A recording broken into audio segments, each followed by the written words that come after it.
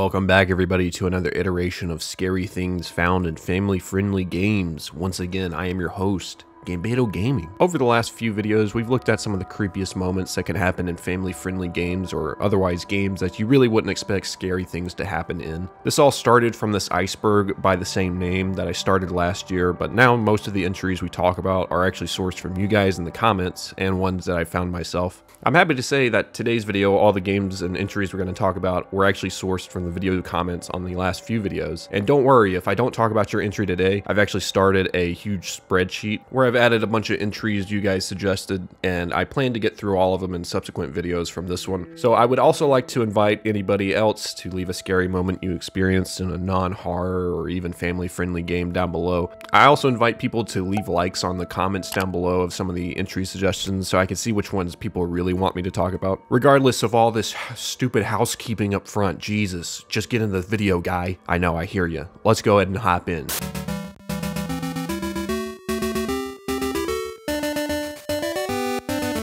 Dog life on PS2 was brought up to my attention by a few viewers in my last video, but this has got to be one of the best sourced entries I've seen, at least for this topic. I've never heard or seen anything on this game, and through my research, I'm honestly astounded this game actually existed. My best way of describing this game is like, take that cat game Stray, right, and pretend it's on PS2, not only visually, but gameplay design-wise of that era, and instead of being a cat, you're a dog. So it's pretty much not like Stray at all. I don't know what I'm talking about. The game was developed by Frontier Developments, who are also known for their work on the mini Tycoon games back in the day. But more interestingly, this game was actually a Sony published title for the PS2, but only in PAL regions. I don't really know what that means. I just found it kind of interesting that Sony published only the PAL region version of this game. The game was seemingly a cult classic to some and an unknown pet simulator to others. I personally never heard of the game, which looking back is a damn shame because this actually doesn't look like it's the worst game ever. Sure, the game looks as clunky as any other PS2 3D adventure game, but overall they have a pretty fleshed out game here. Most impressively to me is the story that follows the main character, a dog named Jake, who falls for a female dog named Daisy. However, Daisy ends up being captured by the dastardly dog catchers, and it's up to Jake to save her. Okay, maybe this is just Mario, but with dogs in terms of plot, but hey, it's a lot better than what I was expecting. The game gets particularly dark when Jake's adventure brings him to the pound. You know, obviously this is going to be a bit more tense of a level since we're dealing with dogs here, and the pound is usually not a great place for the old pooches, but they took it to a whole nother level here. First of all, when I was reading Bakumom's comment about the level, I was expecting maybe a dingy, dark, abandoned pound or something like that takes place in a dark building or something.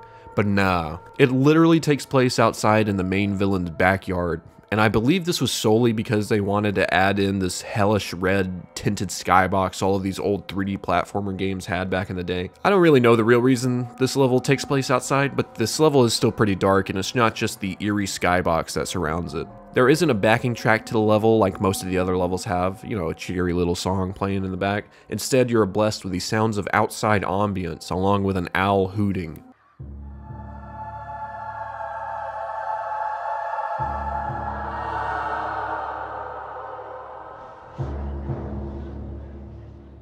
Not only that, but the main objective here is to free the many pooches you were helping along the way in the game. However, in this setting and with their introduction just being this quiet cutscene that shows all the hopeless dogs waiting for rescue, it really pulls a 180 on the game's atmosphere for the rest of the time. While you're trying to rescue the dogs, you're being hunted by the aforementioned dog catcher and the Doberman, the also scary Doberman. I don't know about you guys, but I've always had kind of a small fear of dogs since I was a kid, so this part actually does get me a little bit. After rescuing the dogs, you then enter the factory where the villain's big machine is. This is where Jake finds Daisy trapped inside the starting of this big machine, and it's revealed that the villain, Miss P, is the owner of a luxury cat food brand, and this machine is basically used to make her cat food. Her hatred for dogs pushed her to make the main ingredient of her cat food, dog meat. Jesus Christ, lady. You're not gonna hurt that little doggy, now are ya?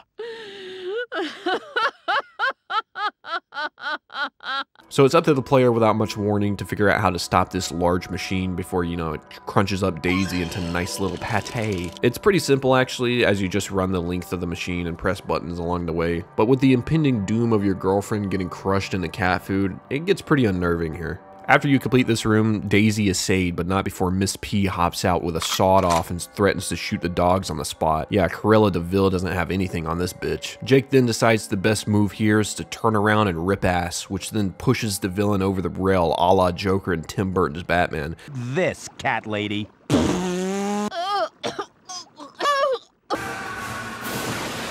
Before she herself is ground up into her own cat food. We see at one point she gets canned with her legs sticking out, and I thought, oh yeah, that's a silly way, a funny way of showing that she got turned into cat food, without showing the gruesome nature of her going through the machine. But then it cuts to her getting ground up, all while she screams in pain.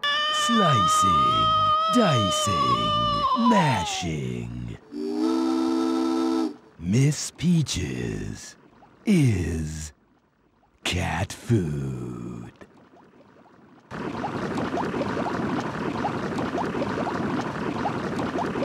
Yeah, hey, is this a PS2 game or a damn live leak video? Literally moments after this, the game pretty much just ends too, and plays out like any other Disney Pixar dog movie would, except in video game form, and except for the fact that a literal human got ground up and is going to be eaten by cats later on. That's fine. Thanks for bringing this obscure-ass game to my attention and delving into what made this one disturbing, which, I mean, that's just the definition of it right there, guys.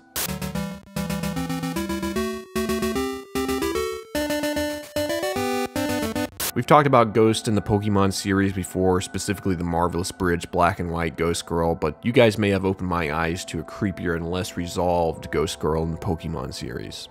If you enter this building in Lumio City in Pokemon X and Y, you will experience a short cutscene where this ghost lady appears behind you before moving around and striking a pretty solid walk cycle animation that I'm sure took many a hard nights to get the intricacies of her walk cycle down here. After basically just sliding past the player, the lady will say, "Nah, you're not the one." Before another moment she vanishes, and this is ultimately the most information we get on this ghost girl, at least from the games. Although there is believed to be other sightings of the strange ghost girl across X and Y, and even Omega Ruby and Alpha Sapphire. At least for some of these cases, they can actually be chalked up to the original Ghost Girl sharing the same trainer class as the characters known as the Hex Maniacs, so these guys pretty much appear throughout the game anyway. Much like these guys right here, who will all look the same for each of this trainer class, same goes for the Ghost Girl and the Hex Maniacs. The Ghost Girl reappears in Omega Ruby and Alpha Sapphire, and this is one of the most convincing forms of the same Ghost Girl from X and Y, as this version of the Hex Maniacs says a very similar thing to the original Ghost Girl. Nah, you're not the one, bitch. There have been many theories about who this could be, like a trainer, a cult member, and the most accepted theory is that she's just a simple creepy ghost girl. This is the epitome of Nintendo doing this, where they add in a creepy Easter egg just to be in the game with no explanation. Even people who know these games in and out agree that this is simply a Ghost Girl Easter egg that has no real official explanation.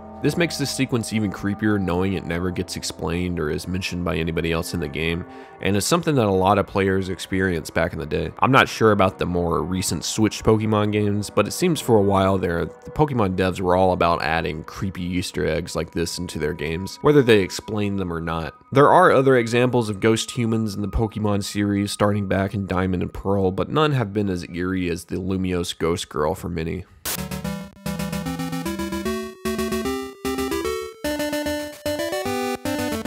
Viva Pinata is a Rareware game that I had some interest in when it was bumping back in the early 2000s, but ultimately by the time I got a 360, I had pretty much forgotten about the series. The game originally released in 2006 with a TV show that released next to that game, and after the less than decent reviews the show got, the series got a few more sequels and even a DS spinoff, but since then it's been mostly dead. The main gameplay of Viva Pinata is categorized as a garden simulation game and is one of the more unique life simulation games I've seen. In order to get pinatas to come to your farm, you have to meet the unique requirements for each pinata, and after a while these pinatas can get attacked by enemies and actually become sick. This brings us to the creepy part of this game, which is a character known as Dastardos. I had several people in the comments bring up this game just to talk about this one dude, so you know he means business, alright? Dastardos shows up to the player's farm when there's a sick pinata about, and he basically acts as the Grim Reaper to your pinatas. If Dastardos makes it to the sick pinata before you can cure it, he will bonk it on the head, revealing the pinata's organs, which are fittingly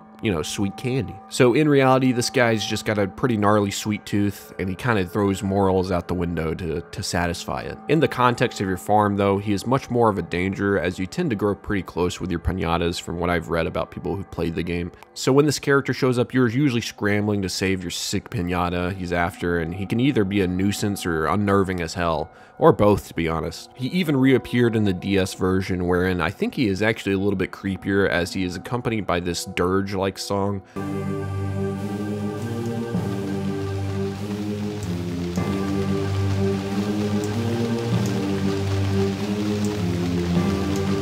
This makes his entrance all the more devastating and makes the frantic nature of curing your pinatas even worse. The guy definitely isn't the scariest enemy we talked about in this series, but in a game that is otherwise pretty bright and cheery, this guy is definitely the creepiest part of the game, not only by design standpoint, but what he can ultimately do to your happy little pinata farm. He's a home wrecker for sure, he's a farm wrecker.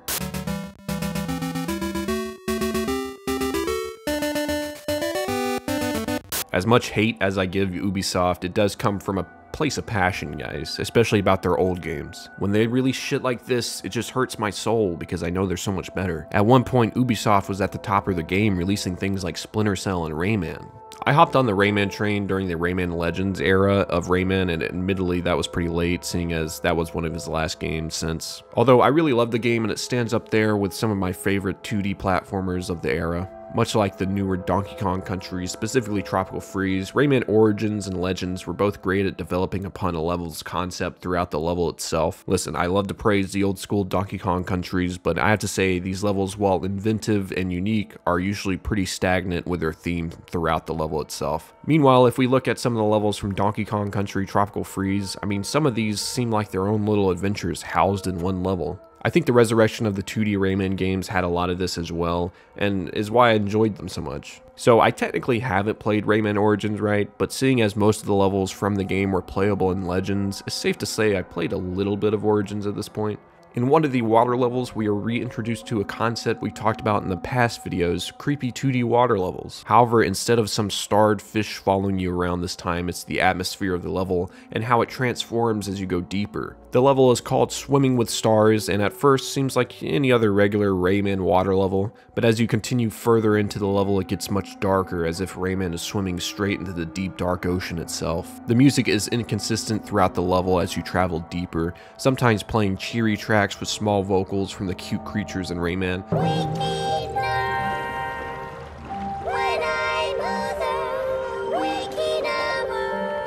And sometimes it'll just play this eerie ambience in the back.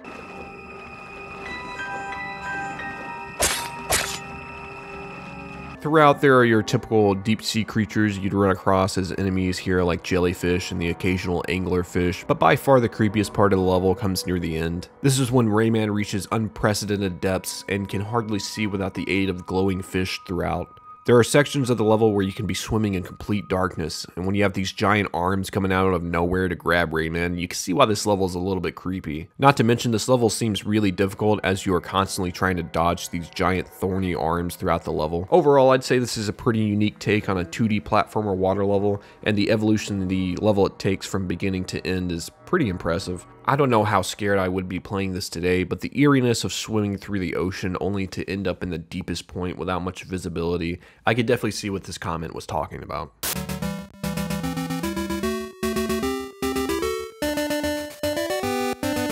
I haven't played Bugsnax yet, but I do own it, and it's in my backlog, believe it or not. I like to hunt for trophies, alright, on PlayStation, like a real incel I am, and this seems like a good one to go for the platinum in. Doesn't seem like a huge commitment, and from the reviews I've seen, the game seems like people like it. Apparently, as I've heard from some of you, that the game kind of gets turned on its head in the final act. This is when the player enters the level known as the Undersnacks. If you're perceptive, you might notice the surrounding level around you is not only made up of a bunch of junk food, or snacks rather, you know, haha, Bugsnax, haha. But if you look even closer, you might notice that the level seems to be breathing. Yeah, this level is simulating breathing motions. If that's not creepy enough, if you keep going into the level, you'll come across the character Filbo, who sounds like he's being attacked by something. When you reach Filbo, you'll encounter this strange creature that looks like it's made up of the surrounding walls and floor. After this, you and Filbo will walk down a myriad of tunnels and splitting paths, which adds to the backrooms feeling the Undersnacks presents. Once you make it to the end of the level, you'll run into the character known as Lizbert, who has now been transformed into this large monstrosity. However, she is still cognizant and seems to be the same Lizbert players knew from the rest of the game. She reveals that the Bugsnax are actually parasites that attack the host and control them, much like a parasite would in real life. She also exclaims that the island is going to be destroyed and that the player and Filbo must escape with everyone else on the island. As I haven't played the game, I don't know the full context of this sequence, but I assume this is somewhat of a bombshell moment. Who knows, the writing could have been on the wall throughout, but from what I've seen from you guys talking about the level and the consensus online, it seems like this whole level, not only in its unnerving nature, but also the huge reveal, it really came out of left field for a lot of players. Seeing this level really makes me want to, go back and play the rest of Bugsnax so I can get the full context of this sequence, because it seems like it's one of the more impactful endings for a game of this kind. Your typical AA, maybe indie game stories aren't always the best, and if they are, most of the times the endings don't hold up great, so to see this, it seems like a breath of fresh air, or a nightmare.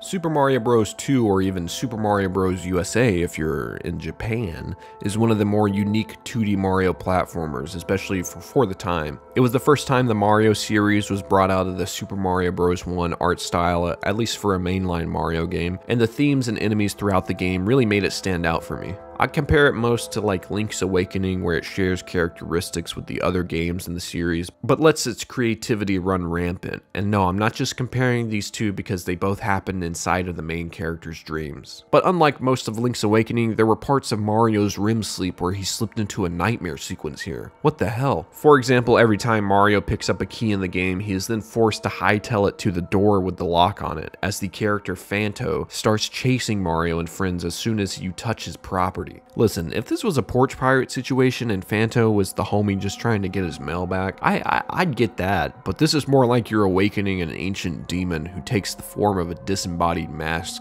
that chases Mario around. What's scarier, huh? A gun-toting homeowner or Phanto? I'd say Phanto, because I'm not fucking with any homeowners like that, but this guy, I've got a damn janitor's key ring with all the keys I've stolen from homie throughout the years. Anyway, I remember Phanto standing out to me among the other creepy enemies being introduced in the game, like Shy Guys and such, and I think this is just really down to the mask's design. I think even if one didn't come alive and start chasing the player, the mere presence of these guys is still very unnerving. I was reminded of this enemy by this comment, and it also made me think of another creepy thing in this game, which actually acts as a pseudo boss fight in the game. The mask gates act as the ending to most levels in the game as a passageway to the next area. The mask is designed to look like a giant bird's head, maybe a hawk or something. I don't know. I don't know birds. Give me a break. But actually in Doki Doki Panic, the original version of Mario 2, the bird was actually a mask on the wall which resembled that of Phanto a bit more than the bird does in Super Mario Bros. 2. All of the mask gates are harmless to the player despite their devious appearance. That is, except for one that is located in Wart's Castle. The game basically jump scares the player with a small battle after you complete 7-2, and the mask gate straight up comes to life and hops off the wall. The mask has an eerily similar movement pattern to the Phanto, and the player must hit the mask gate 3 times before it gets stunned, allowing the player to finally traverse through it. I remember the first time I stumbled across this, it definitely unnerved me. It's just so unexpected, comes out of left field for sure. Like for several levels in a row, you've grown accustomed to this thing being one of the few things in the game not out to get you, but I feel like there was always a part of me that didn't trust this guy, maybe just due to his creepy appearance or something. I guess that instinct ended up paying off because this guy definitely scared most of the people who weren't expecting this sequence near the end of the game. Like, they waited as long as they could to pull this trick off, and it's so fitting that this is what leads the player right to the final boss fight with Wart.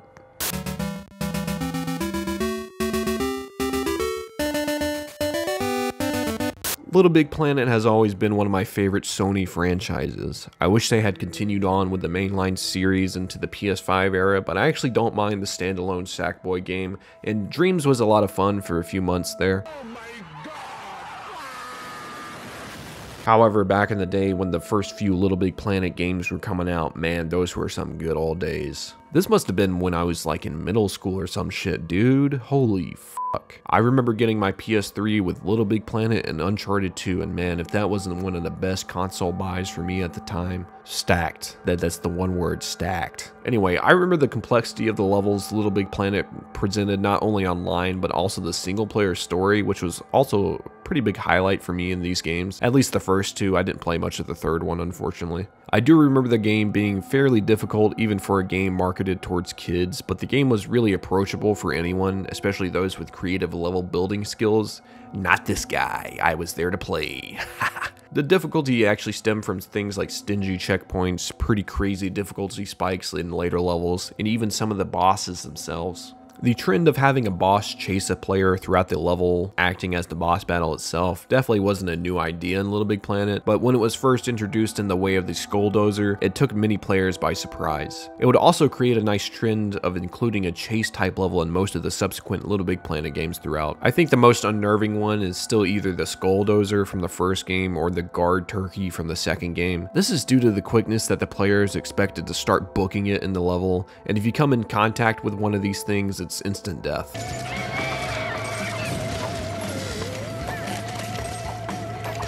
I don't think this is necessarily that creepy looking back to it, but it still gives you that uneasy feeling of needing to run away. I like this idea as a game concept, and it's been used throughout a lot of games in the years as a way to create a more intense moment in a boss battle. Also, I forgot to mention that the level that surrounds the Skulldozer boss battle is themed after the Mexican holiday Day of the Dead, so there's a lot of skulls and church decorations surrounding the level. You know, that means you'll be running past things like these eerie statues in the back, and the fact the lady is sitting atop the Skulldozer just looks like some gangly, skinny little skeleton is pretty unnerving in itself. Thanks for the suggestion. You brought me back to a time in gaming where I was realizing there was other solid 2D platformers out there besides Mario. Damn.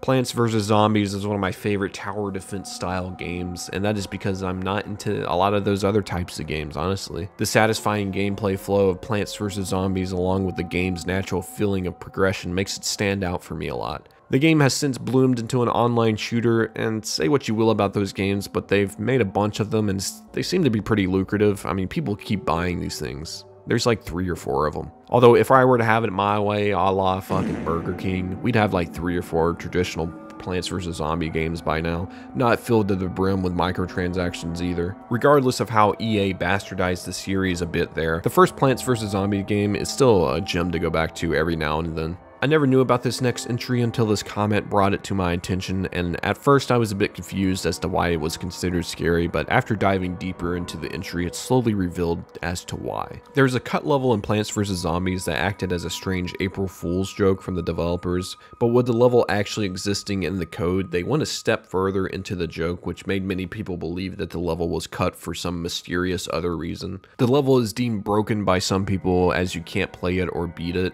but in reality the code was just left out as it was only supposed to be a joke. However, the level is still left in the game, making players not believe the original intent of the level just being a joke and assume the level had a reason for being cut. A dark reason.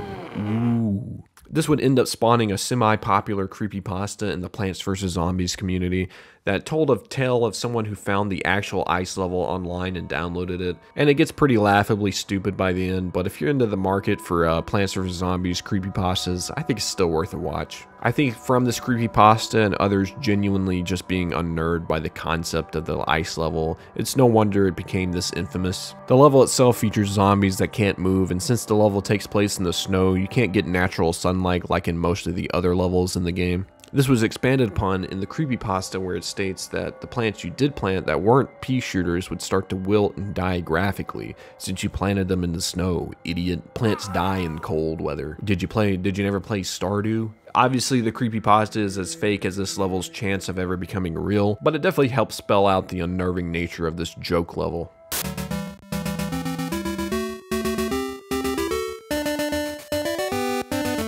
If you've ever sat down with your friends and discussed which Smash Bros game is the best, I guarantee there's one guy in the room who immediately blurts out, "Melee, melee!" But the real gamers knows what's up, alright? And lays in the wake with the sole mention of the subspace emissary winning the entire argument. Okay, I don't actually think Smash Bros. Brawl is the best Smash game, and you can like whatever Smash you like the most. I honestly think Ultimate is probably the best one I played, and whatever, call me a simp I am, I main Ness, nothing can really hurt me anymore. There is something to be said about Smash Bros. Brawl, which took the already impressive feat of having an intriguing adventure mode in Smash Bros. Melee, but upping it to the levels that no one thought possible, or rather even worth it. But it was so worth it because the subspace emissary is still one of the best parts of Smash Brawl, and is the reason I still return to it sometimes. I remember the game taking on a much more serious tone, not only in the art style, but in the theming of the subspace story, where everything seems to be going to shit and the villains were all slowly winning. As you progress through the story, it's revealed just how massive this mode is and how intricate some of the details get, like different ranks in the subspace army. Take, for example, Ganondorf working as the general of the subspace army, awaiting to dethrone Master Hand while he's been controlled by Taboo. It's such a strangely deep lore behind this unique mode, especially in a fighting game. Not only did this mode take on a more serious tone, but it also showed some of Nintendo's most iconic characters in a darker light than they were used to.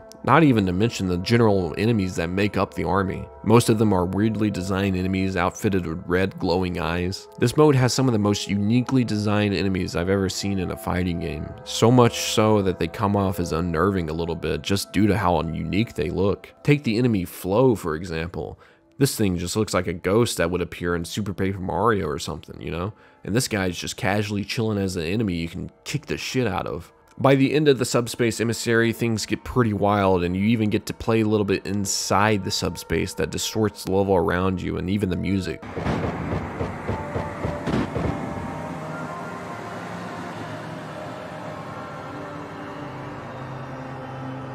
Overall, I'd say the subspace is more of a spectacle than it is scary, but it's definitely one of the more darker parts of the Smash Bros. Series. Seriously, go back and play this. Even if you've never played Brawl, I think it's still worth it today, just to play the subspace emissary. It's so good.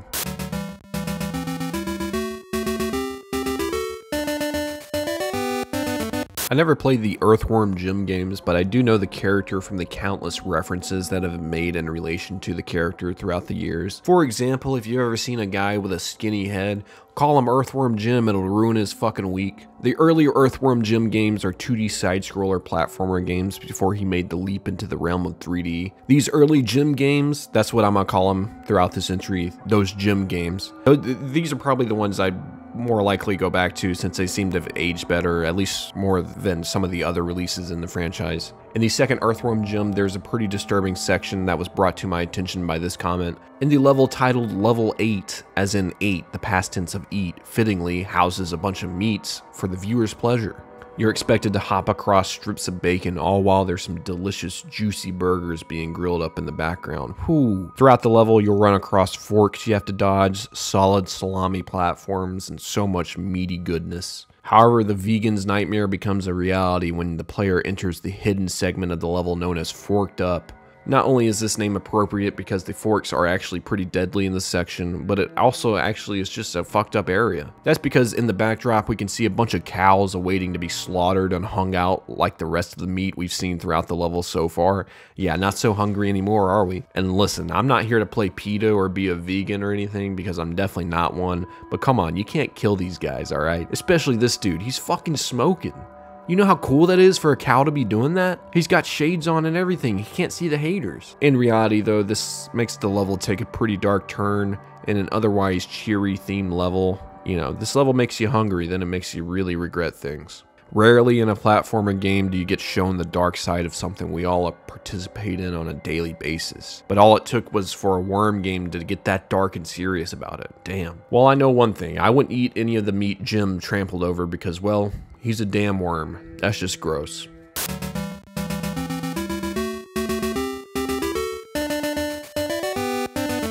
I know I talked a lot of my backlog in this series so far, but this game is 100% on it, I promise. Ratchet and Clank Ripped Apart is one of those weird launch window games for a console that seems to feature something new to show off for the, the new tech of a console, but it seems, from what little I played of Ripped Apart, it actually seems to have a decent game to back it up. I haven't sank my teeth into the game fully because I would like to platinum it, and I haven't found the time to set aside the 30 hours or so it takes, but I definitely want to someday. Not only is it one of the best looking PS5 games, it also has one of the coolest mechanics, which is the ability to change dimensions in the blink of an eye. This reminds me of that mechanic in that one level of Dishonored 2, or even that section of Titanfall 2 where it was a similar time jumping mechanic, but in this game you're jumping to different universes. To get to the creepy area in the game we're going to talk about, you actually have to rift jump to another version of the same area, except this one is dilapidated and mostly abandoned, so it's already a little bit creepy walking in. Upon entering this level, you run into a junk bot who helps Ratchet find the Blizzon he needs. He will inform Ratchet of his friend Juice, who he claims is a pretty good listener, even though he's constantly trying to kill him.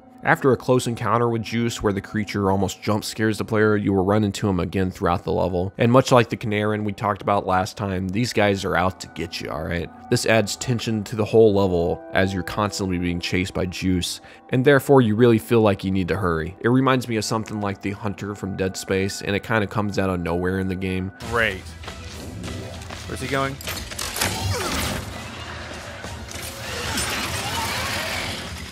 Come on, come on, come on, come on, come on, come on, come on, come on, come on, come on. Go, go, go, go, go, go, go. Thank you.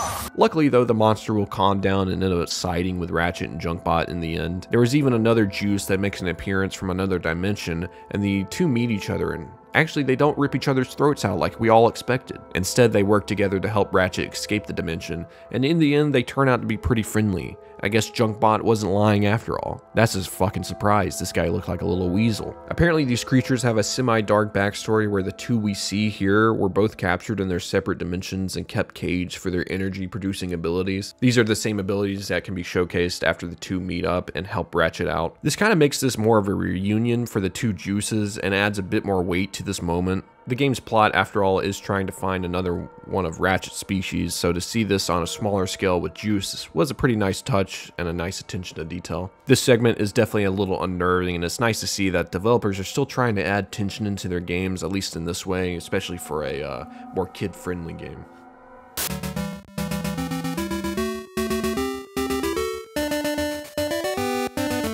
Wario World is another one of those games I played as a kid that I was sure no one else ever played. Hell, I probably could have convinced myself that the game was solely being sent to my house as a kid and played only by me. Listen, Miyamoto owed me a lot back in the day, okay? Nah, but this was one of the most obscure games that I played as a kid and that appeared on the GameCube. And while, yeah, passing it by, it's like, oh yeah, that's that one 3D platformer Wario game on the GameCube. But if you actually played it, you know, alright? You know just how strange the game can get. There's a lot in this game that just feels off. For example, most of the enemies you run into match that of Brawl's Subspace Emissary in terms of strangeness. Not only that, but most of the bonus minigames either take place underground or in this strange serene sky dimension. Bro, I wouldn't even be mad if heaven was just one of these Wario World bonus areas. I remember these segments being so peaceful and a nice break from the rest of the wild-ass game below.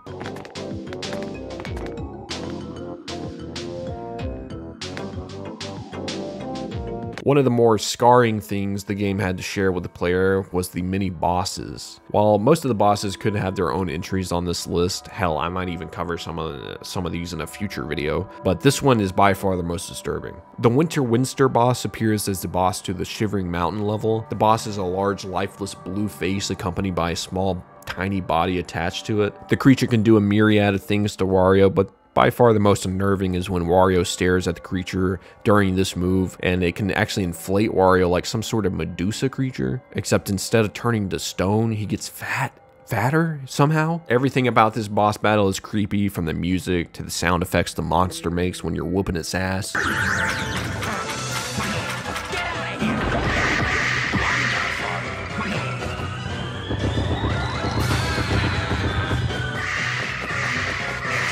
And even the fact that it freezes Wario, it'll float to the ground and charge at Wario really quickly. I always remember this boss somehow standing out amongst a bunch of other bosses that are just as strange and off-putting. I'd love to make a video fully about Wario World's atmosphere and bosses one day, so maybe let me know if you'd like to see that down in the comments. Anyway, let's go ahead and move on.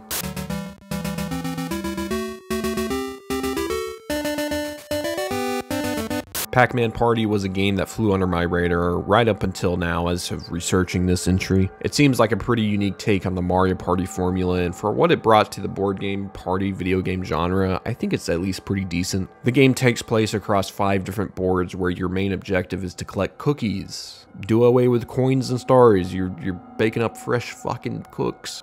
You can collect cookies in a multitude of ways, but much like Mario Party, the minigames help a lot with gaining cookies, of which there are a decent amount of. However, the most unique thing I've seen the game introduce is bosses to each of the boards. These usually play out as their own special minigame where everyone fights the boss at once. I think there was a Mario Party game that kind of implemented this, but this was definitely a new concept for these type of games back in the day. The 5th and final boss in the game is by far the most terrifying, and it is a large teddy bear that doesn't look so harmful at first. That is until you activate the boss cutscene, in which, much like Twilight Princess's boss, the bear's transformation into Berserk basically jump scares the player.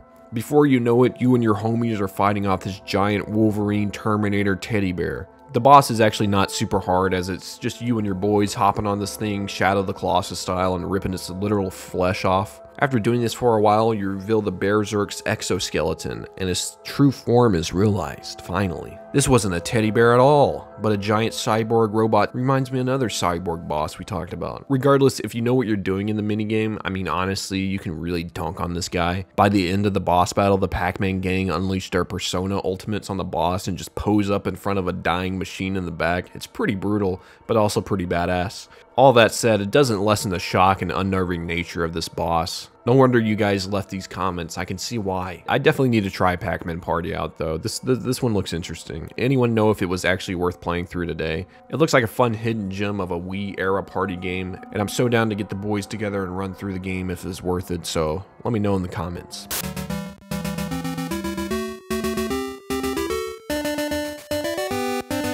Skyward Sword takes a lot of the Zelda norms and turns them on their head. Did you like the boats in Wind Waker? Get fucked, idiot, you're flying now. Anyway, one of the biggest additions to Skyward Sword was the Silent Realms. These take the stealth mission from the Wind Waker and curb stomp it in terms of intenseness. In Skyward Sword, Link must prove himself to the goddess by partaking in these trials where he is usually stripped of his gear and must play a much more simplified version of the game.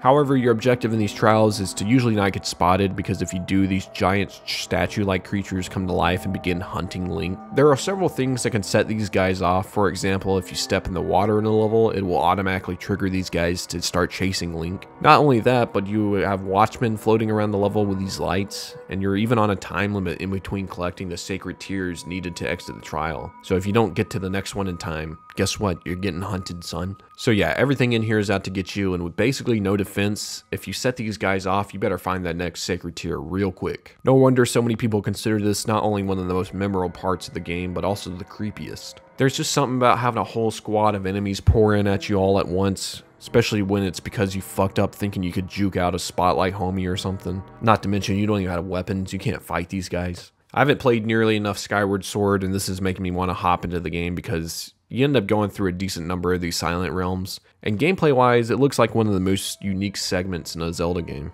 That's gonna do it for this video. Once again, leave me some suggestions down below for future entries for future videos. I'm working on a spreadsheet, as I mentioned, and I will add those to it, and we'll try to hit everybody's suggestions at some point. Thanks for the support on these videos. I'm gonna keep doing them as long as you guys keep watching them and leaving interest in the comments and liking the video and stuff. So yeah, appreciate all the new subscribers and everybody who's been subscribed and been watching the videos. More to come soon, and I'll do some more variation in videos soon as well. It won't just be these videos coming out. I'm planning other icebergs and other content of that nature. So more of that to come as well. Anyway, thanks for watching. Make sure to leave a like down below, leave your suggestion in the comment, and subscribe if you are new. Thanks for watching.